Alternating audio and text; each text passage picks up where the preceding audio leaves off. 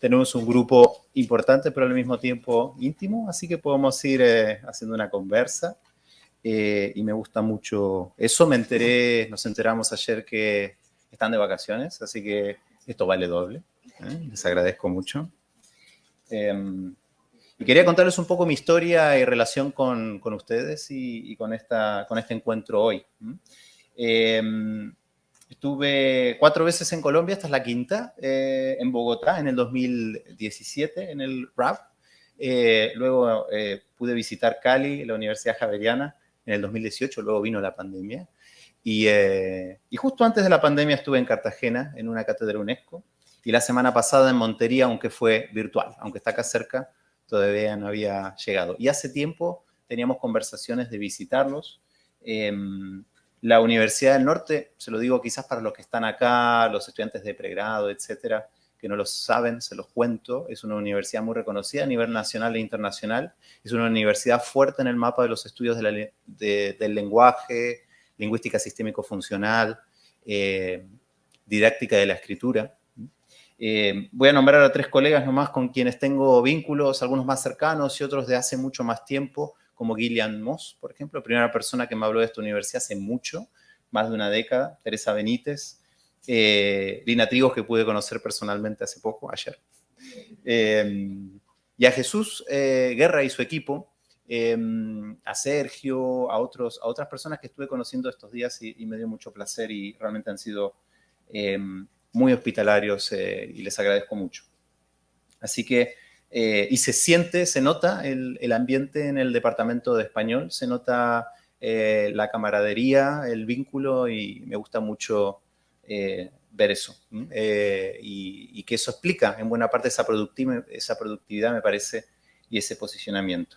Quiero contarles, y perdón porque esto va a generar algo de vergüenza en alguien que quiero, pero que hoy me acompaña mi hija mayor, perdón Paloma, y me tiene muy contento que esté acá. Y el principal motivo por el que está acá Paloma no es para disfrutar del Caribe, sino porque la pasa realmente mal cuando sus amigos le preguntan a qué se dedica tu papá. ¿Ah? No es fácil. Todos los que nos dedicamos a estos temas sabemos que es complicado. Ayer me dijo el hijo de Lina, me dice, cuando me preguntan, digo, es complicado. Así que esa es una buena respuesta y quizás luego de esta charla pueda entender un poco mejor lo que hacemos, lo que nos gusta o no, o crea que es muy, muy complicado.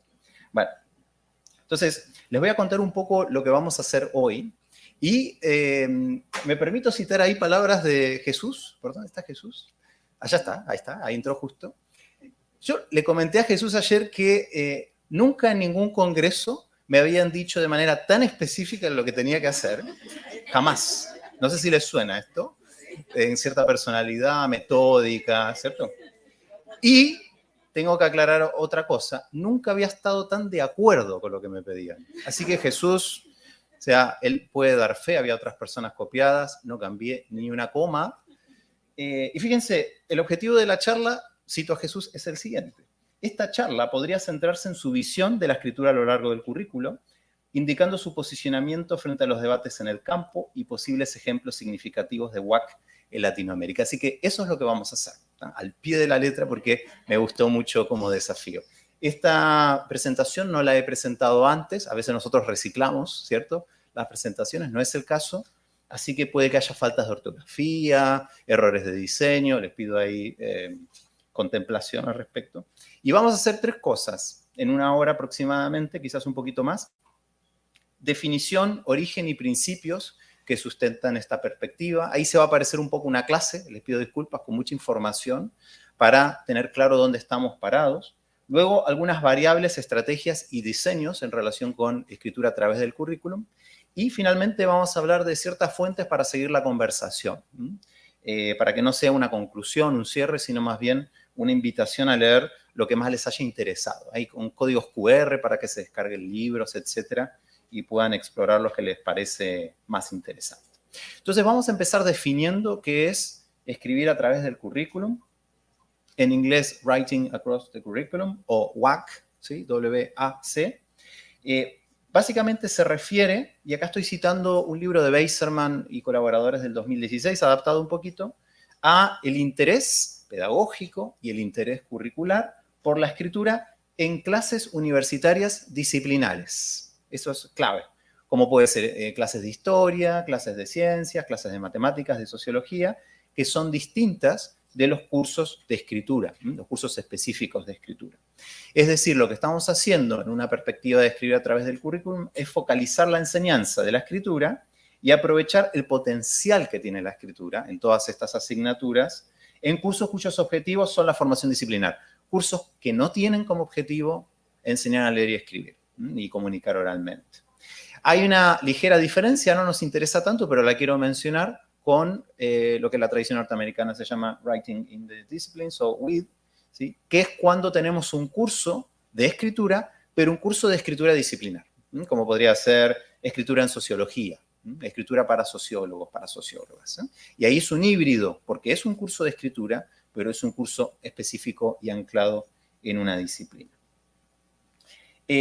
Hay que aclarar que esta denominación, esta perspectiva, se inicia en Estados Unidos. Al final de la charla voy a hablar de Latinoamérica, ¿sí? Porque no es que seamos una continuidad de esta tradición, pero sí hay que reconocer su origen y ver los debates en los que surge. Surge en Estados Unidos y Norteamérica en general en los años 70, en un contexto que a nosotros nos resuena de las últimas 2 o 3 décadas en Latinoamérica, que es un contexto de masificación de la educación superior y de ingreso de grupos históricamente segregados, que en Estados Unidos está muy vinculado a la etnia o a la raza, depende del modelo teórico que sigue. Y que tiene una fuerte presencia en Estados Unidos institucional y disciplinar. Cuando digo institucional, les comparto acá algunos datos de uno de los estudios más citados de Tice y Porter, que muestra que en 625 universidades de Estados Unidos y Canadá reportan voluntariamente la existencia de programas de escritura a través del currículum, ¿sí? Esto no es censal, son los que voluntariamente lo reportaron, así que es un número gigante, es un número súper grande. Y por el otro lado decía fuerte presencia disciplinar, entonces tenemos asociaciones como AWAC, que pueden visitar su web, etcétera, pueden asociarse si quieren, congresos como el IWAC, que ya ha tenido, si no me equivoco, más de 25 encuentros, ¿sí? 25 ediciones, y revistas especializadas, acá como una de ellas, The WAC Journal, ¿sí? Así que hay revistas, asociaciones y congresos específicamente de esta línea en Estados Unidos. Y de hecho, no les extrañe, anoten por ahí, que el IWAC llegue a Latinoamérica, tenga una versión latinoamericana pronto. Ahora, pasemos al español, pasemos a nosotros, pasemos a Latinoamérica, pasemos a nuestro contexto. Escribir a través del currículum. Algunas preguntas sobre cómo lo denominamos por aquí. ¿Escribir a través del currículum o escritura a través del currículum? Ahí el español muestra en ese aspecto al menos más riqueza, ¿sí? Porque podemos usar ambos, porque podemos decir que uno refiere más al proceso de escribir y escritura refiere más al producto. Y esa es una diferencia que a veces es estilística o de necesidades sintácticas y a veces no, significa más cosas. Escritura o lectura, ¿no? Porque uno podría pensar que escribir a través del currículum es un foco exclusivo en escribir.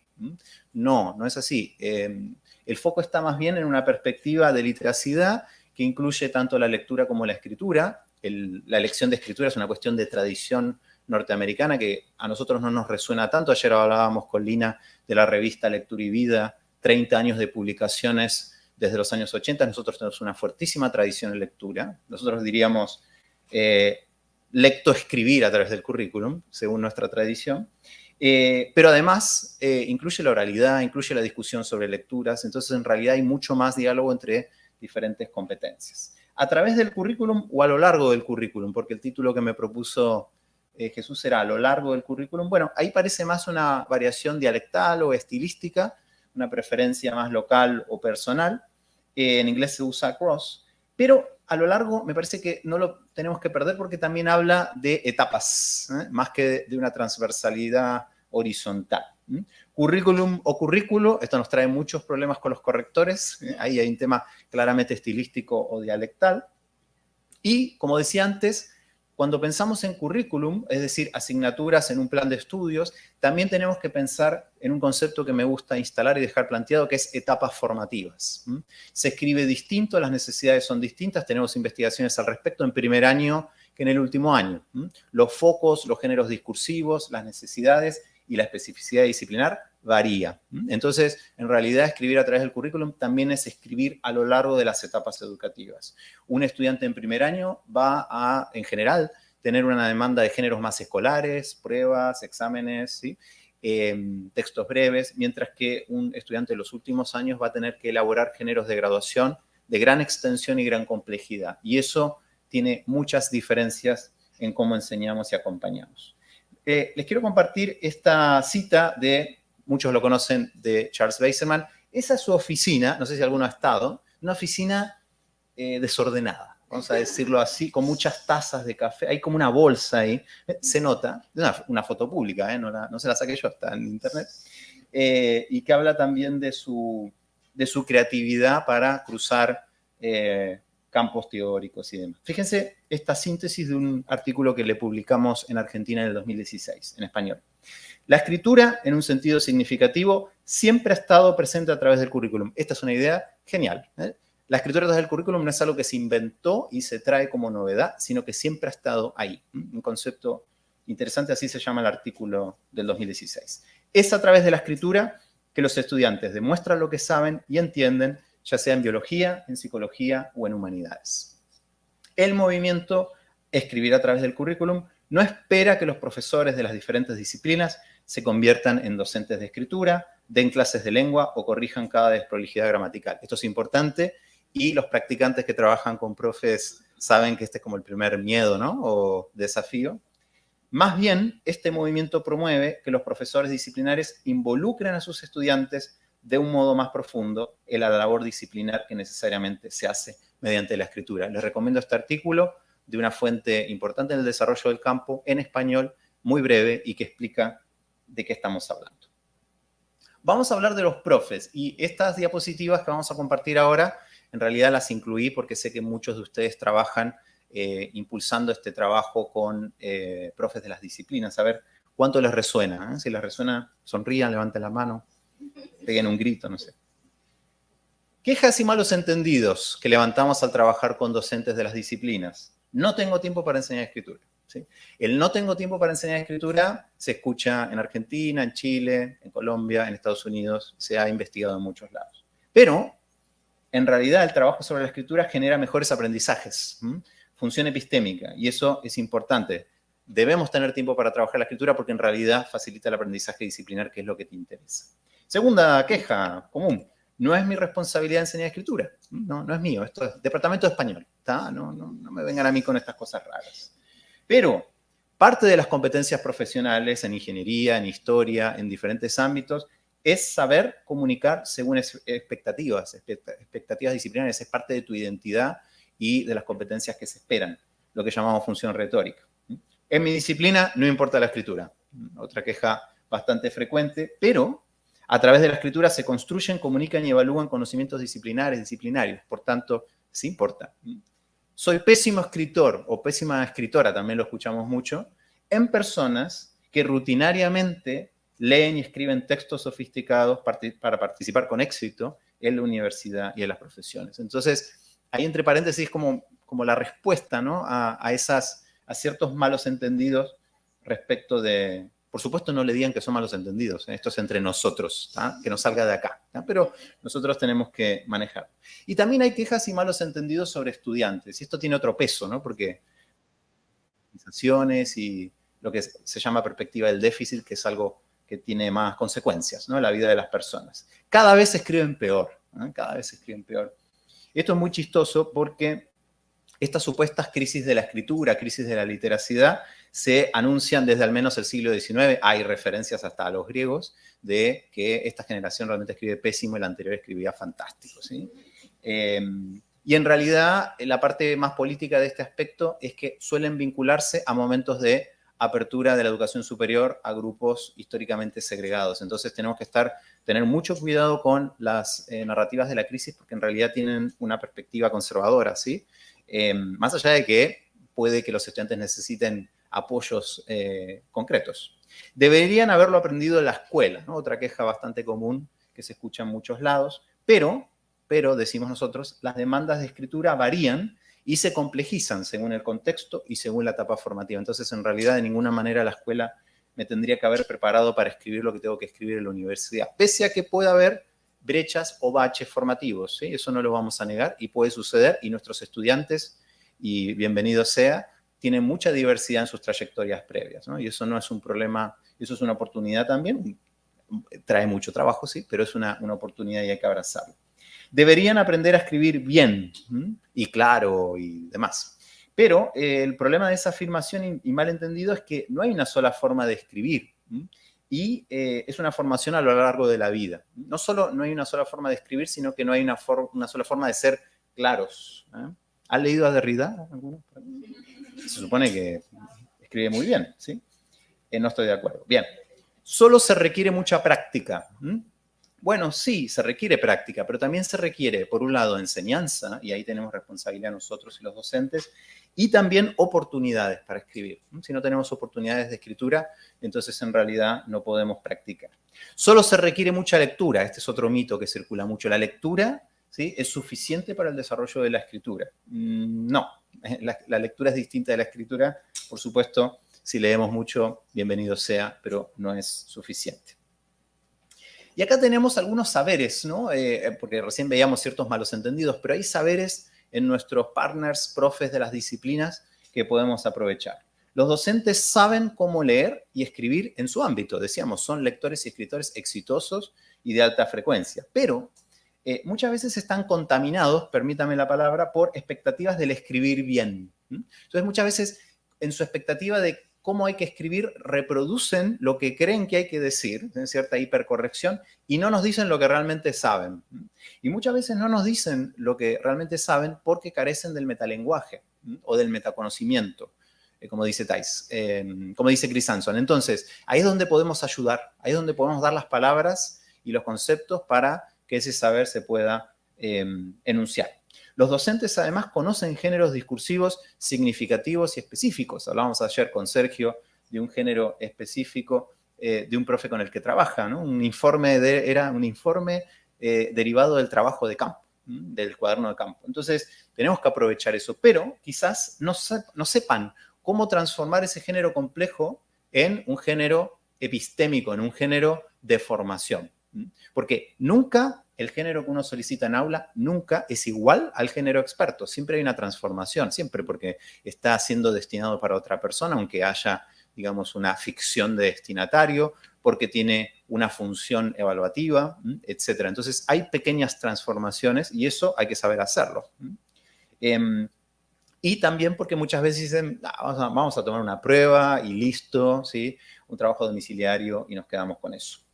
Los estudiantes universitarios poseen o desarrollan competencias, vamos a llamarlas así, de supervivencia letrada, que transfieren a diferentes contextos. Una autora que estudió mucho esto, ayer hablábamos con Lina, es Virginia Zavala, que pudo levantar esos géneros ocultos, intermedios entre lo vernáculo y lo académico que muchos estudiantes desarrollan para estudiar, ¿sí? Y por otro lado, y tenemos datos frescos sobre esto, los estudiantes universitarios participan en prácticas letradas vernáculas diversas y complejas, pero tampoco hablan de ellas demasiado porque están estigmatizadas muchas veces en la academia. Entonces acá tenemos una lista de elementos que son interesantes para valorar, retomar y poner en un primer lugar. Hay una distinción un poco esquemática, pero que nos sirve en este diálogo, que es entre el especialista en escritura y el especialista disciplinar, ¿no? En este diálogo que fomenta la perspectiva de escritura a través del currículum. El especialista en escritura sabe de escritura y sabe de didáctica de la escritura y la lectura y la oralidad, pero sabe menos y además tiene menos validación institucional y simbólica sobre la disciplina, aunque muchos que trabajan con profes socios de las áreas ya están próximos a recibir su título, ¿cierto? De ingenieros, abogados, matemáticos, etcétera, de tanto trabajar con ellos. Y el especialista disciplinar sabe sobre su disciplina, pero tiene pocas herramientas, como decíamos antes, para enseñar lo que sabe y para evaluar cómo comunicar en su ámbito. Entonces, el rol del especialista en escritura, muchos aquí presentes, es guiar y aprovechar los saberes docentes, formar con herramientas prácticas, con un metalenguaje, con metaconocimiento, y generar cambios curriculares y didácticos en los cursos que ojalá queden instalados, ¿sí? Y luego uno pueda correr ese andamiaje y acompañamiento, ¿sí? De forma de escalarlo a otros ámbitos.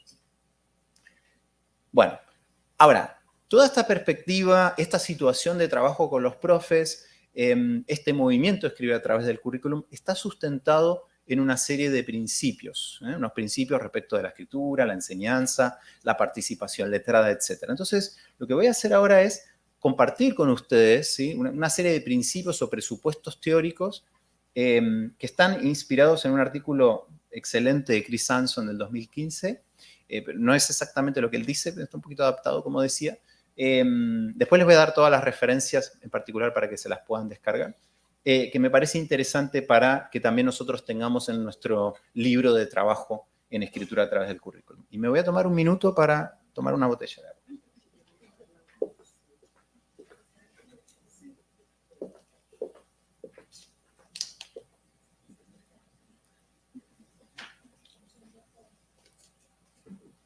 Acá había una. Bueno, en fin.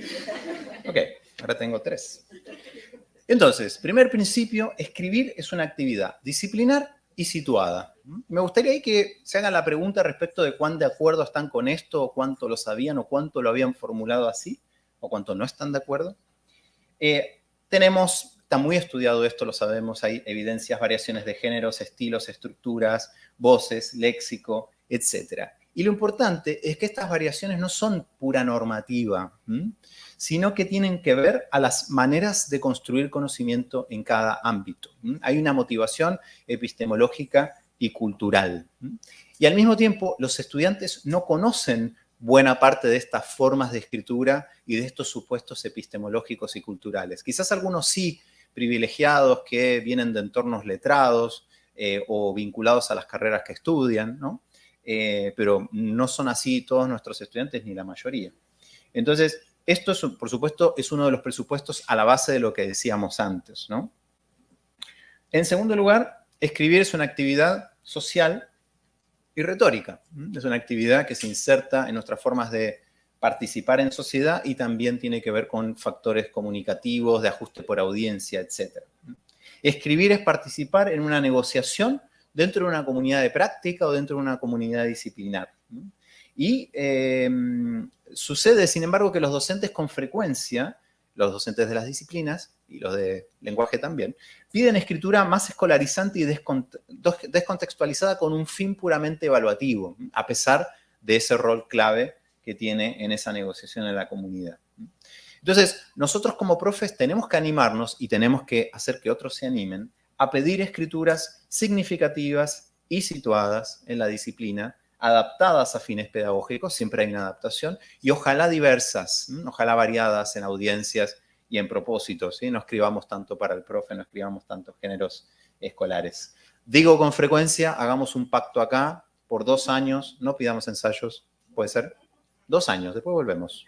Por 2 años no pidamos informes, por 2 años no pidamos pruebas. Después volvemos y vemos qué pasó en el medio. Estos escritos responden a 2 tipos de contextos. Esta es una simplificación, pero que me resulta bastante útil y se las comparto. Contexto situacional y contexto social. Contexto situacional tiene que ver con los destinatarios puntuales, con los géneros específicos, con los propósitos también específicos, y los contextos sociales son más amplios, ¿sí? Tienen que ver con variables históricas, culturales, con la disciplina, con el país, con la institución, mucho más amplios, y ambos están operando al mismo tiempo cuando escribimos, y por supuesto están conectados. Otro principio, aprender a escribir, incluye la transferencia a nuevos contextos. Este es un concepto algo polémico, el concepto de transferencia, pero me parece que es muy importante que lo tengamos presente, porque podemos correr el peligro escribí un artículo sobre eso hace unos años, de pensar que nuestro trabajo es enseñar un catálogo de géneros discursivos, ¿sí? Acá están los géneros, aprenda estos 15 géneros y con eso vaya y le va a ir muy bien en la universidad y en la vida. Y en realidad, bueno, algunos géneros sí se pueden enseñar, pero muy importante enseñar ciertas competencias que se pueden transferir a situaciones que no podemos prever nosotros como docentes. Entonces, los escritores expertos saben cómo transferir sus conocimientos sobre escritura a contextos y géneros nuevos. ¿A qué me refiero? Voy a dar algunos ejemplos. Saber cómo estructurar un texto. No sé, el esquema del reloj de arena, que quizás lo conocen, ¿no? Entonces vamos de la generalidad, vamos especificando y luego al final volvemos a abrir el reloj de arena. ¿Sabe lo que es un reloj de arena? Los que tienen menos de 40, ¿sí? ¿Está? Y al final abrimos nuevamente y empezamos a vincular con implicancias y con lo que dijimos al principio. Ese es un principio retórico que uno puede transferir a diferentes contextos, ¿sí? Y que no está acotado a un solo género. Bueno, saber cómo estructurar un texto, buscar e identificar rasgos recurrentes en textos previos. Esto es muy importante en lingüística sistémico-funcional, así que a varios les sonará. Poseer metalenguaje y metaconocimiento sobre escritura. ¿Sí? Saber cómo se llaman las partes, cómo se llaman las partes de la guitarra, para tocar la guitarra mínimamente, para saber dónde apoyar los dedos. ¿Sí? Saber cómo representar su voz, saber indagar en rasgos pertinentes de la audiencia y usarlos en el texto, saber buscar fuentes y evaluarlas, etc. Son conocimientos retóricos y disciplinares que se pueden transferir a diferentes situaciones. Los conocimientos transferibles entonces deberían estar en nuestros programas y en nuestras prioridades, ¿sí? No solo enseñar a escribir cierto género específico de cierta disciplina, sino también enseñar algunos conocimientos que luego se pueden aplicar en el futuro a diferentes géneros y situaciones. Otro principio súper importante del que se ha investigado mucho en Latinoamérica y sabemos que hoy es un tema sexy, es un tema que está de moda. Escribir es una actividad identitaria y realmente hay mucha producción en la región súper interesante. Los estudiantes gradualmente desarrollan identidades que son dinámicas y son múltiples, propias dentro de los márgenes que imponen sus disciplinas en las que se están insertando. Y mala noticia para algunos, tenemos que decirlo, muchos estudiantes no les parece que esa identidad a la que le damos la bienvenida sea demasiado interesante. ¿Qué es esta identidad? ¿Por qué me quieren imponer esta identidad? ¿Por qué tengo que citar así? Nosotros en Chile hemos publicado varios artículos en los equipos sobre esto, ¿no? Cómo la resistencia muchas veces no es desconocimiento, sino que es una resistencia activa. El desarrollo identitario puede entrar en tensión con las expectativas de docentes e instituciones asociadas, claro, a prácticas hegemónicas. Entonces, los estudiantes no tradicionales, que son la mayoría, por tanto son tradicionales, son estudiantes que muchas veces se resisten y hay que reconocer esa resistencia y hay que trabajarla pedagógicamente. Escribir sirve para comunicar y para aprender. Esta distinción es muy útil también en nuestro trabajo. Vamos a llamarlo a la primera parte, escribir para aprender, la función epistémica de la escritura. Entonces, escribir tiene una función epistémica que implica lidiar con ideas complejas, comprobar conocimientos propios, desarrollar conocimientos nuevos. Esa es una pata de nuestro trabajo con la escritura muy importante. Ahí podemos usar diarios reflexivos, entradas de blogs, diálogos con otros estudiantes, escrituras formativas con poco atención por detalles retóricos. Eso es importante, está muy enfatizado en la tradición norteamericana. Si nos interesa mucho escribir para aprender, entonces no vamos a trabajar tanto en temas de lenguaje y de normativa. Escribir también tiene una función retórica simultánea, escribir para comunicar. Y en este caso el foco sí es comunicarse con otros en una comunidad disciplinar. En Latinoamérica, por la fuerte tradición lingüística que tenemos y discursiva en varios países, esta segunda función muchas veces es la prioritaria. Entonces, no tenemos que olvidarnos la otra y que trabajen juntas. Los cursos WAC pueden enfatizar una u otra o ambas. Y generalmente los enfoques híbridos siempre son mejores. Enseñar a escribir es una responsabilidad compartida. Bueno, eso es parte también de los supuestos de la perspectiva WAC. La enseñanza de la escritura no es responsabilidad exclusiva de los especialistas en escritura, ustedes, el departamento de español, los profes de lenguaje, los profes de lenguas. La escritura no es una práctica importante solo en humanidades. Dijimos, hay escrituras y muchas en todos los demás ámbitos. Hay mucha evidencia sobre eso, además. Escrituras complejas, retóricas, que negocian con el otro, en cualquier ámbito, desde física teórica hasta biología, además de humanidades. Y la enseñanza de la escritura no se puede resolver, el mito de la resolución del problema de la escritura, en un curso o taller puntual o en etapas previas a la educación superior. Esa tercera afirmación es súper importante para nosotros como premisa y para las autoridades es un dolor de cabeza, porque eso implica que este asunto es súper caro. Y en algún momento, si hablamos de escritura a través del currículum, tenemos que hablar de recursos humanos, económicos, estructura, currículum, etc. Trabajar la escritura es extremadamente caro, como es extremadamente caro aprender, enseñar y montar una propuesta seria formativa. La escritura requiere conocimientos específicos en etapas distintas que muchas veces solo el docente disciplinar conoce y por tanto tiene que participar y por eso la perspectiva UAC. Y la escritura es necesaria, decíamos recién, para aprender y participar en las comunidades disciplinares. Otro presupuesto muy importante que también solo recientemente se ha vuelto más sexy, más de moda, es la perspectiva de escritura a lo largo de la vida. Entonces, la escritura ya sabemos que no termina en el sistema escolar, pero tampoco termina en la educación superior. Aprender a escribir es increíblemente complejo y requiere formación a lo largo de los niveles escolares y a lo largo de la vida.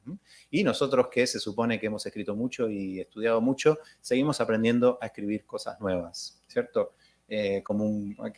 Veo a la directora del departamento, a la decana que estaba por ahí a escribir presupuestos, ¿cierto? Yo estoy aprendiendo a escribir presupuestos el año pasado, es un género nuevo y me he equivocado mucho. Y es peligroso equivocarse en la escritura de presupuestos. No queremos escribir presupuestos, pero bueno, hay que aprenderlo y nadie nos enseña. No es algo, además, la escritura que se resuelve, lo adquiere de una vez y para siempre y según una metodología determinada. Eso es importante también para tener flexibilidad, ¿no?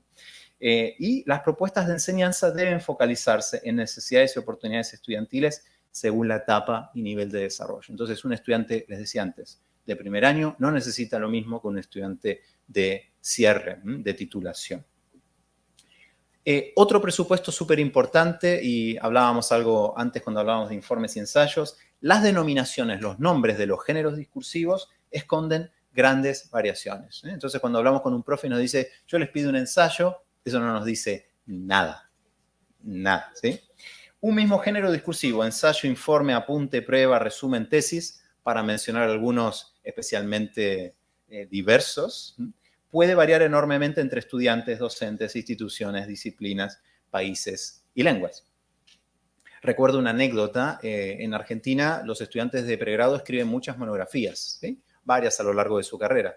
Entonces fui de visita a Brasil hace más de 10 años a la Universidad de Santa María y les conté esto a los colegas y los colegas estaban alucinados, decían, wow, qué impresionante, qué buena formación, etc. Y luego me enteré que en Brasil, no sé si hay algún profe por acá de Brasil, que la monografía equivale a una tesis, a la tesis de titulación. Entonces daba la impresión de que en Argentina se escribían 8 tesis para titularse. No, nada que ver.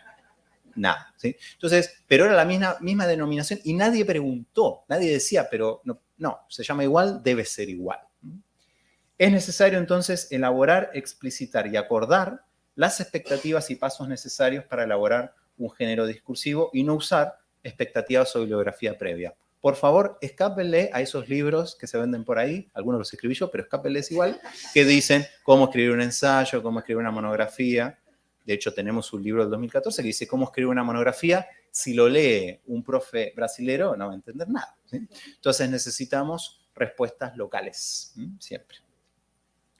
Bueno, y ahí nuestros principios. Les decía que se parece a una clase, perdón. Después volvemos. Hay prueba al final, no sé si les comenté. Trajeron sí, ensayo, informe y prueba. Vamos a hablar de algunas variables a considerar y acá me voy a inspirar en este gráfico que no se entiende nada, pero ahora lo vamos a ver en detalle, de un artículo que acabamos de publicar en español de un autor que me gusta mucho, Chris Hanson, y que es un experto realmente internacional, ya jubilado, está en una etapa ya de retiro, de esa gente igual que nunca se retira, ¿no? Que sigue produciendo y fuerte. Vamos a hablar respecto, y les va a sonar esto, y acá vamos a hablar de presupuestos, decana, vamos a hablar más de esos asuntos, de recursos. ¿Qué variables culturales e institucionales restringen nuestra? Porque hasta ahora era todo teórico, ¿cierto? Bueno, los principios, etcétera, pero tenemos que trabajar, los que trabajamos en escritura a través del currículum, con los recursos materiales con los que contamos. Entonces vamos a hacer un recorrido y lo voy a hacer a partir de las preguntas que nos hacemos, y variables que propone Chris Anson. Entonces, primero, variables de empleo. Me gustaría que se pregunten qué pasa en sus contextos. ¿Quiénes darán las clases? ¿De qué disciplinas vienen? ¿Cómo se los selecciona y cuánto cobran? ¿Cuánto se los valora? No solo económicamente, sino simbólicamente. ¿Son profes de primera categoría, de segunda, de tercera? ¿Tienen oficina esos profes de escritura? ¿Qué carga laboral tienen? Y estas preguntas son porque históricamente y también en el presente, en Chile, en Argentina, en Estados Unidos, los profes de escritura son profes considerados de segunda categoría, con alta rotación, con menos derechos, con menos demandas también y con menos salario. Variables de las subjetividades de los docentes, hablábamos de eso hace un rato. ¿Cuánto saben de enseñanza de la escritura? ¿Aspiran a especializarse en escritura en su carrera? O, a ver, ¿esto sí les suena? Buscan constantemente cambiarse un curso de su especialidad, ¿no? Literatura, lingüística, o sea, estoy dando escritura, pero espero pronto pasarme a dar cursos de, no sé, de mi especialidad, Lord Byron, y poesía romántica. Bien. Ok, tienen una perspectiva de déficit estigmatizante sobre escritura estudiantil. Esto es muy importante y lo hemos visto en muchas universidades que el profe de escritura cree que sus estudiantes son un desastre, ¿sí? Y tiene una función de control de acceso muy dura, ¿sí? Y eso genera efectos muy negativos y eso hay que preguntárselo también. Variable de los mercados locales y nacionales, ¿no?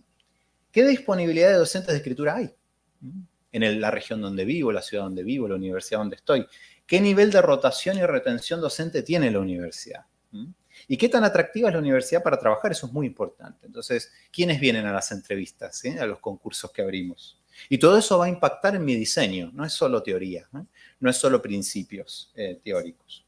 Variables de objetivos para la profesión. ¿Hay asociaciones o instituciones que influyan las acciones a tomar? ¿Se investiga para la enseñanza o es pura docencia y formación? ¿Qué grado de profesionalización y especificidad tiene el campo? Y les cuento, mala noticia, el campo de los estudios de la escritura, el campo de la alfabetización académica o didáctica de la escritura, tiene un grado de profesionalización y de valoración bajo, como disciplina emergente, como disciplina vinculada a la práctica, en comparación con las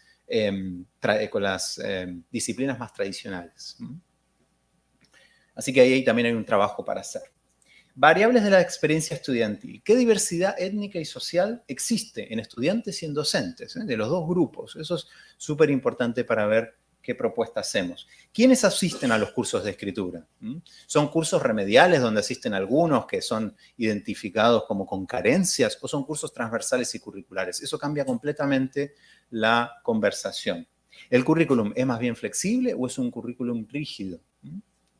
Variables del currículum. ¿Hay cursos básicos de escritura? Me enteré que en esta universidad sí. Sí, ¿cierto? Sí. Está bien. En esta universidad, me lo acaban de confirmar. En esta universidad sí, está demostrado.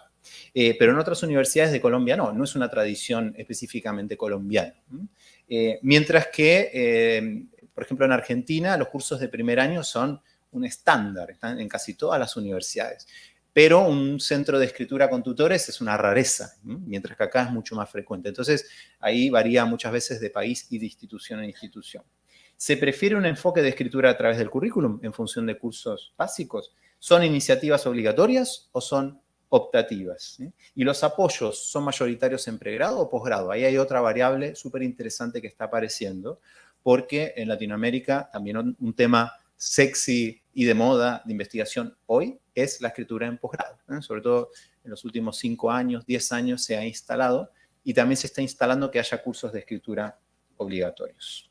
Variables de financiamiento, acá estamos. ¿Hay fondos estables o son fluctuantes para financiar las iniciativas? ¿Es algo que nos vino una inyección de dinero del Estado 3 años y luego hay que cerrar esa iniciativa? ¿O es algo que pudimos instalar y es un fondo que se renueva?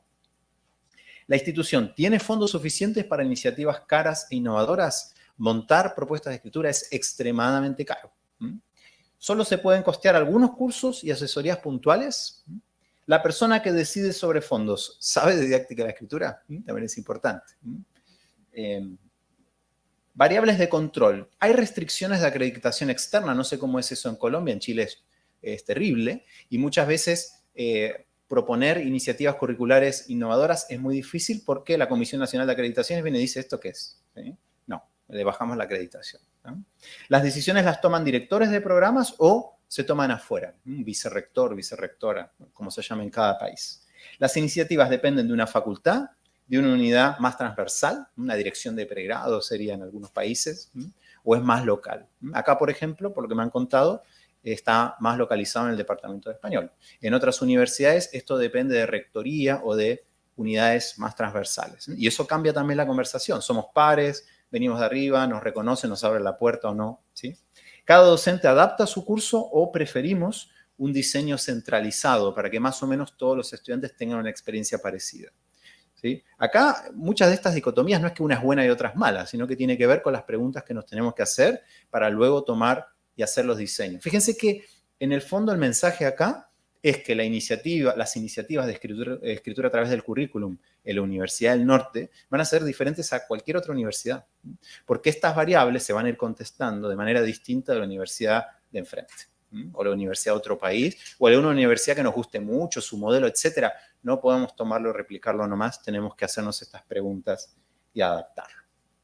Algunas tácticas y estrategias, y también me gustaría que me contaran qué les resuena, o lo pensaran, después lo hablamos en la parte de preguntas. Miren, ¿sí? Esos mitos y malos entendidos de los que hablamos antes, cada vez se escriben peor, eso sabemos que está mal, sabemos que responde a una teoría del déficit, sabemos que no responde a evidencias históricas, pero, lamentablemente, o nada, facilitan oportunidades para impulsar proyectos. O sea, muchas veces los fondos que necesitamos para hacer una iniciativa útil y validada teóricamente responden a alguna autoridad que dice, escriben pésimo, pongamos dinero en esto. ¿Sí? Entonces, eso sucede y muchas veces es eso lo que abrió las puertas. Y incluso hay estudios de déficits en diferentes universidades. Yo esto lo estudié en la Universidad General Sarmiento, que fueron lo que permitieron montar un programa que luego fue innovador en toda Latinoamérica y que, por supuesto, no responde a esa perspectiva. Entonces, primera cuestión, ahí hay una oportunidad. No digan inmediatamente, no, eso está equivocado, es una perspectiva del déficit. Primero convenzan que haya apoyo y luego empiezan ahí la alfabetización teórica. Segundo, conviene primero empezar con docentes aliados. No tratar de hacer iniciativas masivas o impuestas, sino ver qué profes de las disciplinas se quieren sumar primero. Empecemos por ahí. Segunda estrategia. Hay que estar atentos, esto está en la bibliografía de otros países también, a experiencias previas que hayan resultado nocivas, les habrá pasado. Entonces, vino un profe de escritura hace 5 años y hizo un desastre. Y ahí vinimos nosotros, que no queremos hacer un desastre, pero bueno, puede pasar, pero no queremos. Y esa experiencia previa, nociva, normativa, mal informada, de alguna manera nos llega, nos tenemos que hacer cargo de eso.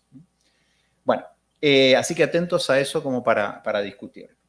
Se requiere, además, un difícil equilibrio entre recoger los conocimientos de los profes. Entonces, si un profe está solicitando un género discursivo súper interesante, entrevistarlo, escribir la descripción, etcétera, y por otro lado, ayudarlo a mejorar ese género. Y si agregas esto, y si pones esta sección, y si pones una pauta de cotejo para que el estudiante se autoevalúe antes del envío, y si agregamos una exposición oral. Entonces, ahí es complejo porque por un lado nosotros no sabemos tanto de la disciplina y tampoco queremos imponer nuestra visión, pero por otro lado al profe y al curso y a la carrera le va a venir bien que aportemos esas ideas en esa construcción conjunta. Otra estrategia que les recomiendo, el impacto que las iniciativas WAC tiene en mejorar los textos estudiantiles y los aprendizajes, y esto siempre viene de la mano de menos corrección, es el mejor boca en boca que uno puede usar para convencer a otros. ¿Sí? Nos pasó, les cuento desde una experiencia personal, en el programa PRODEAC de la Universidad General Sarmiento, que operó así, básicamente. Y en un momento, o sea, al principio nadie quería participar, y esos efectos que son reales y que suceden, hace que luego los compañeros, los otros colegas digan, ah, sí, yo también quiero ese apoyo. Bien, y es recomendable empezar de a poco.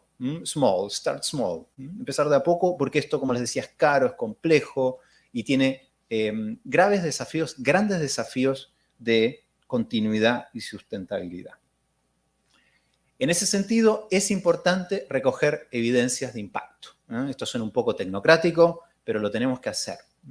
Tenemos que levantar cuántas personas asistieron, tener las listas, si tienen algún dato indirecto de que alguna nota mejoró, adelante, hagan encuestas al final respecto de si sintieron que aprendieron, etc. Todos esos materiales son los que luego vamos a usar para convencer a los tomadores de decisiones de que esto tenga continuidad. Así que tenemos que levantar evidencias, no de investigación tradicional, si quieren pueden hacerlo, no necesariamente investigar, no pretest, post-test, análisis estadístico, no eso, pero sí elementos directos o indirectos que nos permitan decir esto está teniendo efectos, así que démosle continuidad. Bien. Por otro lado, lo veíamos al principio, los docentes de escritura tienen necesidades formativas, muchos profes de escritura necesitan formarse en escritura, un poco más, vienen de otros ámbitos, el pregrado muchas veces no nos forma en esto, tienen intereses contrapuestos, el curso Lord Byron, que decía antes, malas condiciones laborales, alta rotación, entonces tenemos que pensar en eso, pensar en las condiciones laborales para tratar de mejorarlas, formar, convencer y fidelizar para que esos equipos tengan continuidad. Y esto también está súper estudiado, el liderazgo en WAC es fundamental. Si no hay liderazgos, si no hay personas potentes que se pongan la cuestión al hombro y lo hagan, no va a funcionar. Pero los liderazgos tienen fecha de caducidad, porque la gente se cansa, se aburre o se entusiasma con otra cosa. Entonces rápidamente tenemos que institucionalizar, curricularizar, porque si no, la sustentabilidad, los programas, muchas veces los programas y las iniciativas se caen.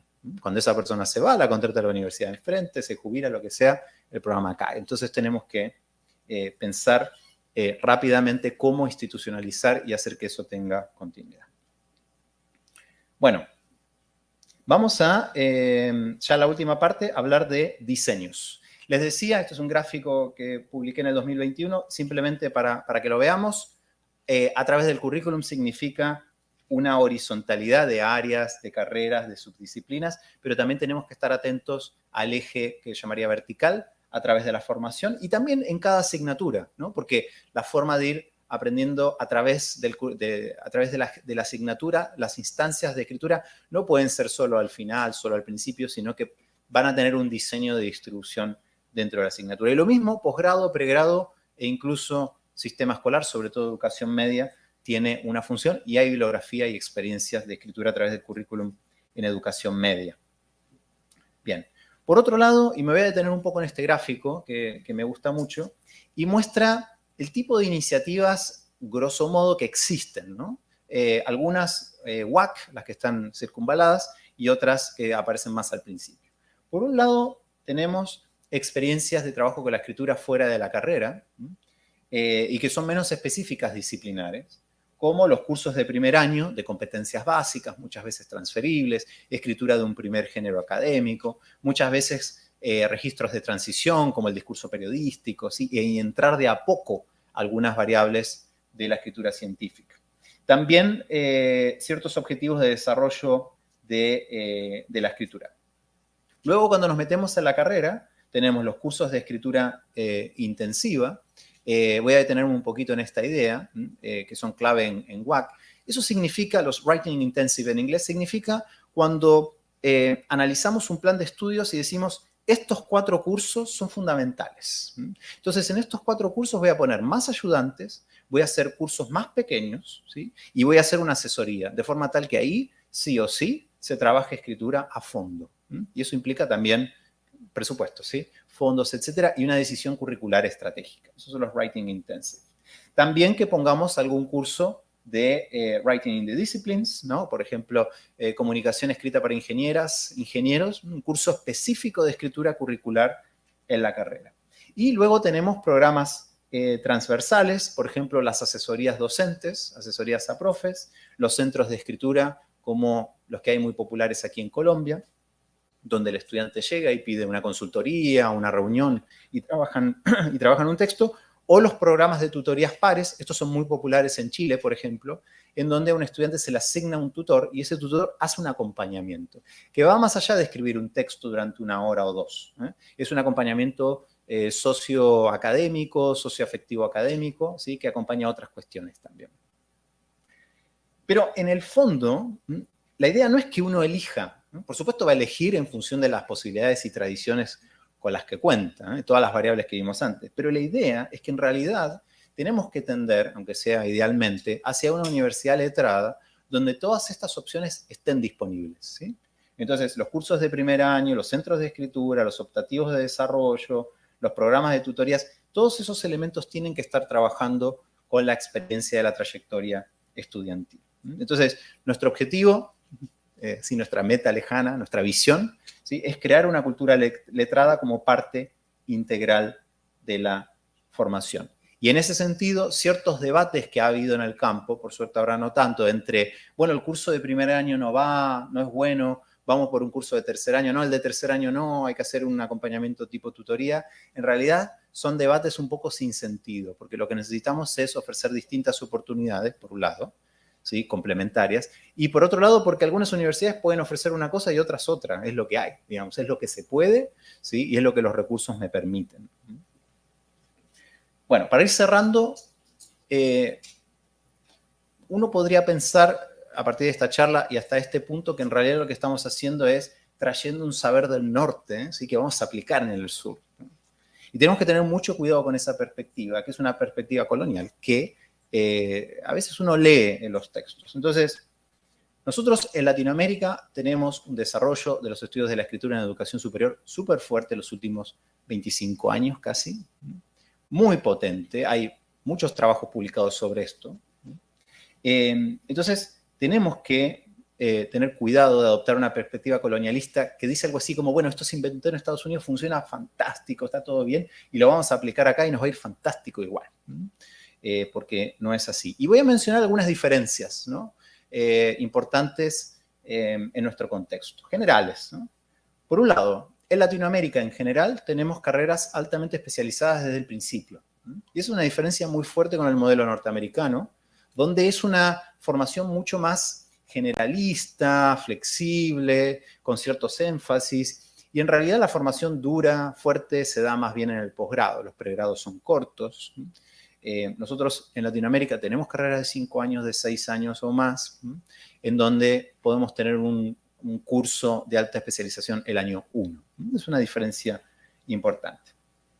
Aunque, como decía antes, tenemos un artículo ahí en evaluación, ojalá nos vaya bien, donde demostramos que en primer año hay una situación mucho más escolarizante de lo que uno imagina respecto de los géneros que se solicitan. En tercer lugar, en Latinoamérica, y esta universidad es un ejemplo de eso, hay una formación docente e investigativa muy fuerte en lenguaje y en reflexión sobre el lenguaje. Esto en Estados Unidos no pasa. La gente que se autodenomina lingüista no trabaja en didáctica de la escritura. No trabaja, se dedican a otras cosas. Es más, si uno va a Estados Unidos y dice soy lingüista, dice, ¿qué hace acá? ¿Sí? Vaya a estudiar la sintaxis del español. ¿Por qué está hablando de didáctica de la escritura? Hay un choque de expectativas disciplinares. En cambio, nosotros tenemos una tradición súper fuerte de décadas de estudios de los discursos, de influencia internacional y de lingüística educativa. Otra diferencia que me parece importante y que cambia la conversación. Tenemos también en Latinoamérica un interés muy fuerte por perspectivas críticas.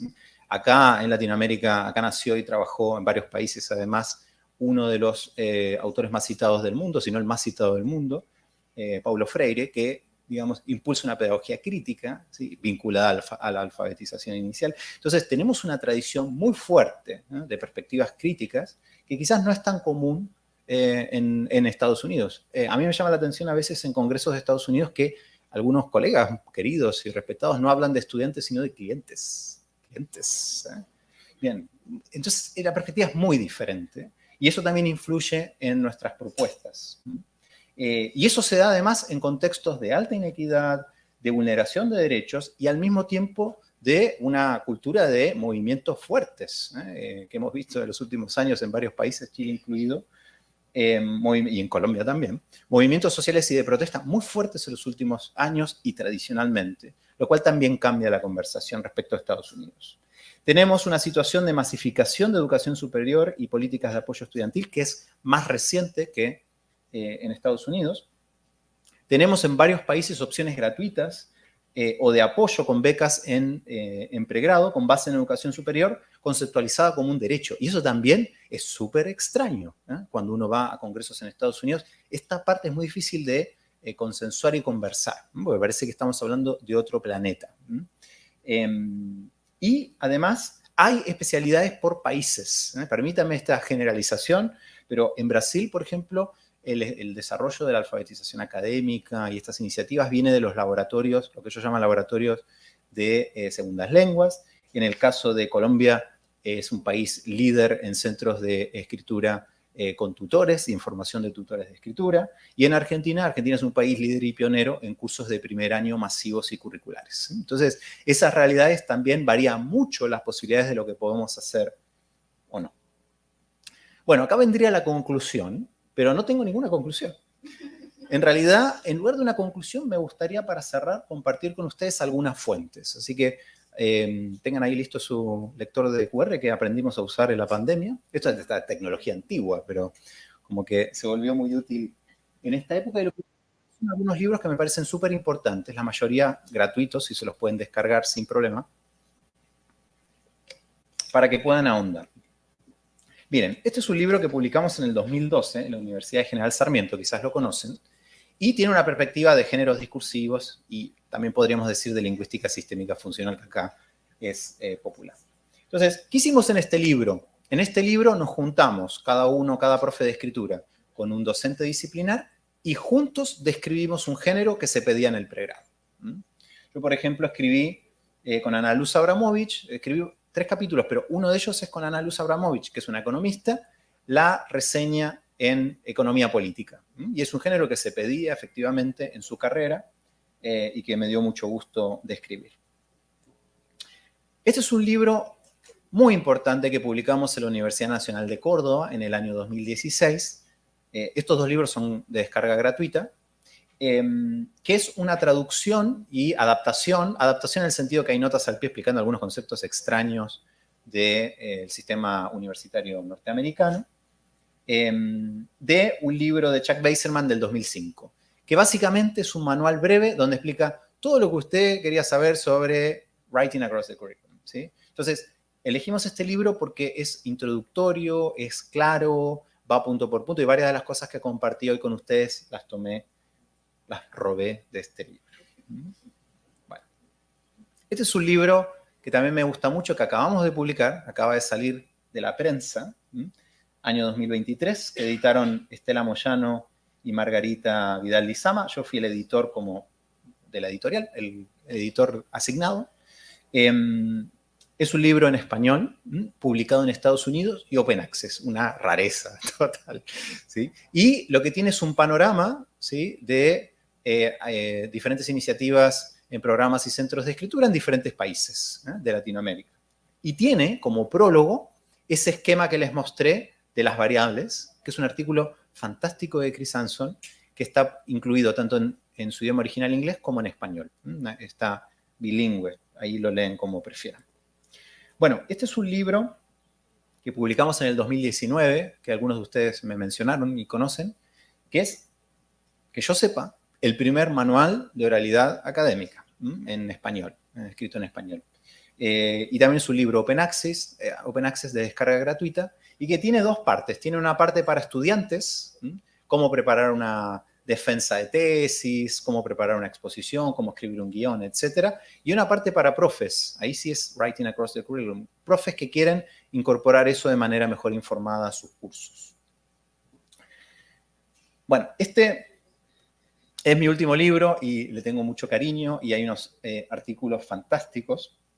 De hecho, fíjense que taquillero, como se dice en Chile, el capítulo de inicio lo escribió Teresa Lilis en español y el capítulo de cierre lo escribió Daniel Casani.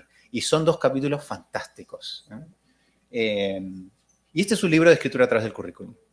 Básicamente este es el libro que cuando un profe de cualquier área o carrera me dice ¿cómo hago para evaluar escritura? ¿Cómo hago para que mis tareas de escritura sean mejor? Le doy el libro. Ahí está, lea el libro. Y lo que hicimos además, el libro es interesante también porque está basado en evidencias. Entonces, se basa en lo que investigamos durante varios años con proyectos financiados respecto de cómo se escribe a través de las disciplinas, a través del currículum. Estos 2 libros son Open Access, los publicó la Universidad de Chile, los financió el Ministerio de Educación de Chile. ¿Cómo los financió el Ministerio de Educación? No nos deja venderlos, así que si los quieren comprar, les gusta el papel, no van a poder. Pero traje un par, así que vamos a ver qué hacemos en un ratito. Bueno, esto es, ese QR los va a llevar a la biblioteca virtual de la Asociación Latinoamericana de Estudios de la Escritura. Entre paréntesis, ya no soy el presidente, por suerte, ahora tengo un rol más tranquilo. Soy expresidente. Y el congreso es en noviembre, ojalá alguno vaya para Chile, Concepción. Bueno, entonces ahí lo que hacemos básicamente es subir todos los libros Open Access. Fíjense, esa es una captura de algunos de los que hay. Es fantástica esta biblioteca. Y es un orgullo regional latinoamericano porque la cantidad de libros publicados en universidades sin fines de lucro y Open Access es enorme. Así que creo que es una centralización de los libros dispersos que se publican en diferentes lugares de nuestra región. Y por otro lado, y esta es la última, acá en este código QR pueden entrar a The Watt Clearing House, que es una editorial norteamericana, pero siempre digo muy latinoamericana, porque es completamente sin fines de lucro, base universitaria y completamente open access. En este caso, The Watt Clearing House tiene como plus, que me parece interesante, que cualquiera de estos libros que ustedes se bajan gratis, si lo quieren en papel, lo pueden comprar. Y el valor que tiene es un valor de costo que se reinserta en la publicación de los libros que siguen. Yo he publicado en esta editorial y he sido editor, y nadie cobra nada, es todo ad honorem, todos participamos ad honorem, los autores tampoco cobran, entonces por eso es tan latinoamericana y es interesante esa vinculación con la distribución del saber. No está mal publicar en Routledge, no está mal publicar en Benjamins, pero esos libros salen 100 euros y no se los pueden descargar. ¿tá? Así que, y si alguno tiene algún libro que quiere postular para su publicación, puede hacerlo porque publica en español y en portugués, además de inglés. Así que, bueno, eso. Muchas gracias. Espero que les haya gustado y servido.